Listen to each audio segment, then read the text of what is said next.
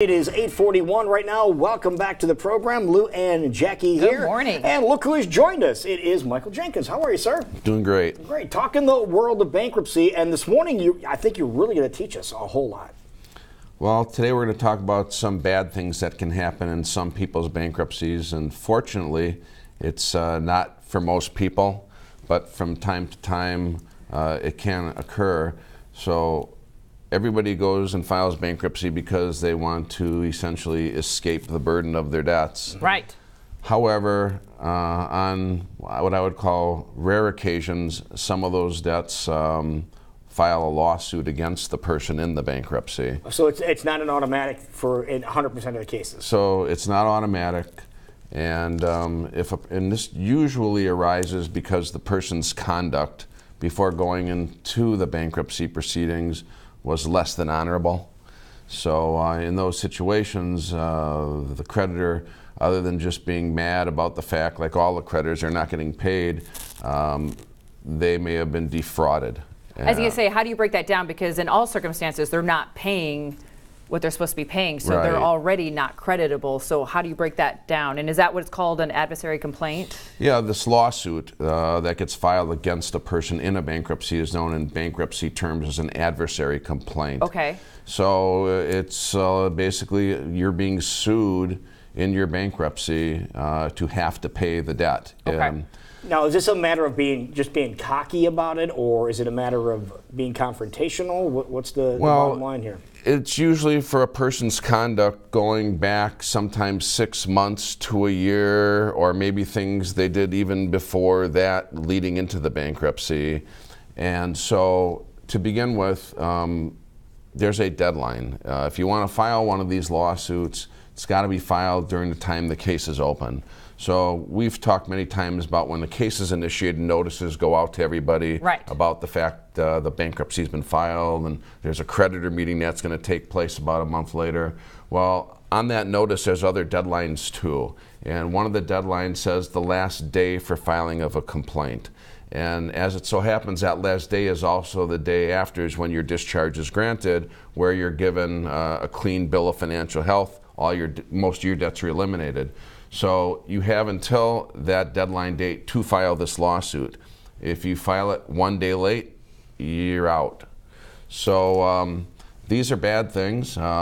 They can go from a really big debt to sometimes your entire bankruptcy. So there's generally two types of complaints. Okay. Under Section 523 of the Bankruptcy Code, the complaint or lawsuit is just by a single creditor asking the court not to let the person out of that one debt. That specific debt. Just worried about themselves. So it's just worried about themselves. And why would that come up in certain circumstances? Well, there's usually fraudulent conduct or some bad actions that occurred between the person filing the bankruptcy and that creditor. Okay. And we'll kind of split those down in a bit. Okay.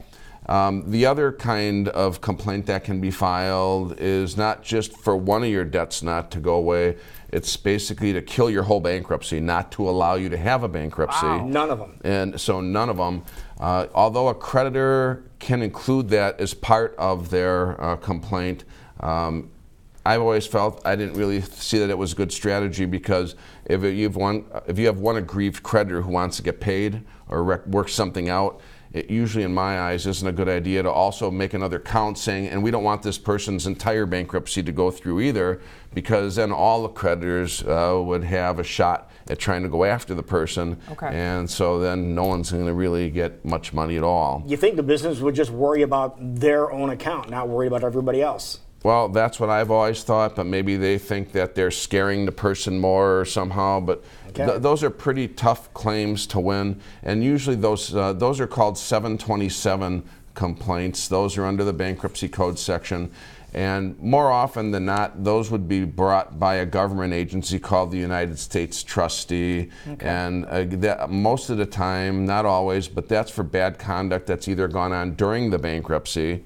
which isn't good to have happen, or an inability of a person to account for their dealings leading into the bankruptcy, their financial dealings, keeping records and things like that if asked to produce them.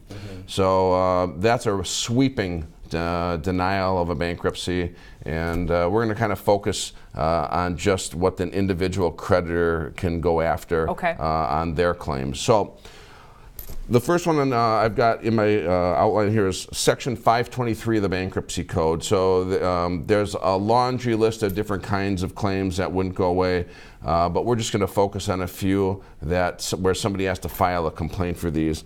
So the first one's under A2A, and that is for debt or money or property or services that were obtained essentially by fraudulent conduct, making false representations, false pretenses about how you're going to get these things.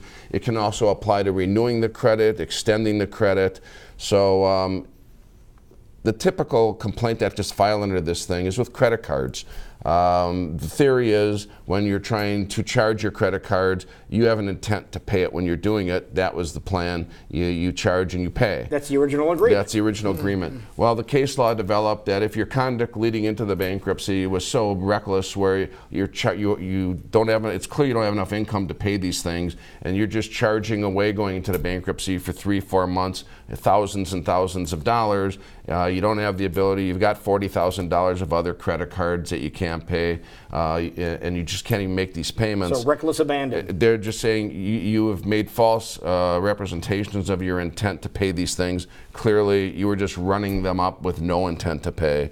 And so credit card companies will use this as their basis to ask that, if not all of the particular credit card debt of that American Express. Do we have any statistics on how often they win a case like that? No. Okay. They're not brought that often anymore, and I believe, at least when I would have them, we would settle them if they were just slam dunks and my client just was kind of using poor judgment. Right. And very few of them that I actually have a trial on.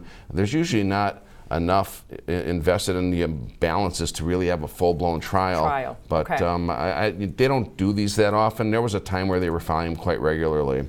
Is there any monetary amount that they would wait to go after? Like, was it 20 grand, 40 grand, 60 grand? Well, no, on one card, I mean, you know, if someone charged up $5,000, $6,000, $7,000, you know, 2 months before the bankruptcy, that would be something that they might be looking to get some money back. But also important why you need a lawyer and someone who knows what's going on to help you out. Okay. Now, the second one that's under the same section, but subsection B, deals with written instruments where you basically made false statements about your financial condition, and you have to show that the person relied on those false statements and that it was an intentional act.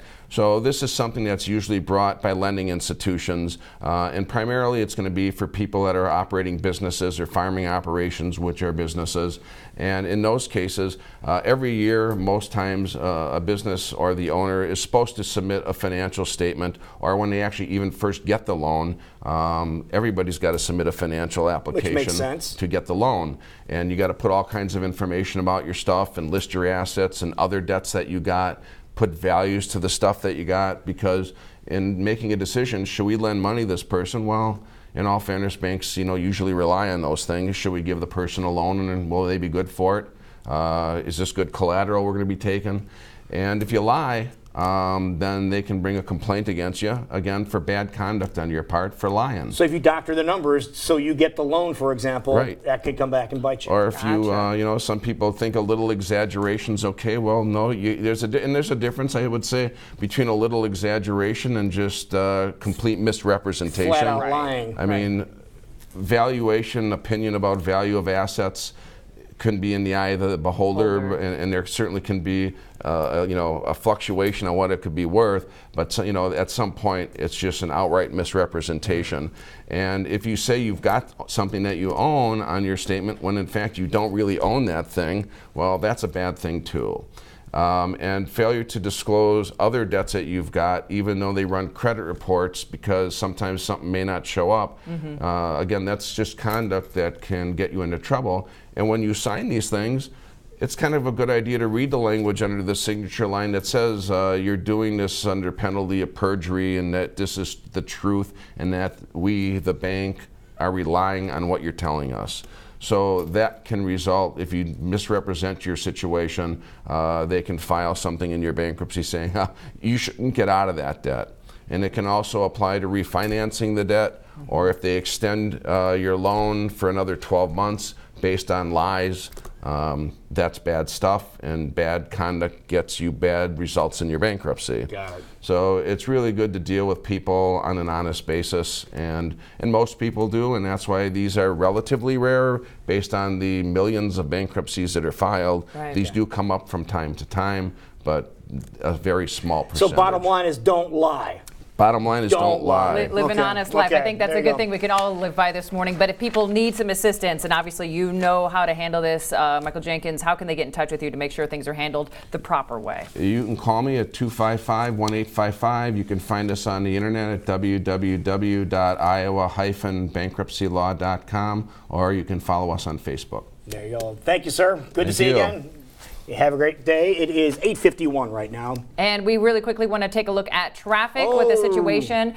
Once again, dealing with the situation that has your right shoulder blocked on the Northeast Mixmaster. And this is if you're traveling and coming off of I-3580 down to I-235, heading towards downtown. This is what we've been warning you about, but wanted to give you an exact visual. So affecting traffic coming in on the top side of the metro on I-3580, down on I-235. And of course, if you're coming in Altoona or Ankeny, also affecting you as this is all kind of coming together at the Northeast Mixmaster. We'll keep you up to date on what's happening with weather and traffic right here, being your only live and local program on until 10 a.m. right here on CW Iowa Live. We will be right back.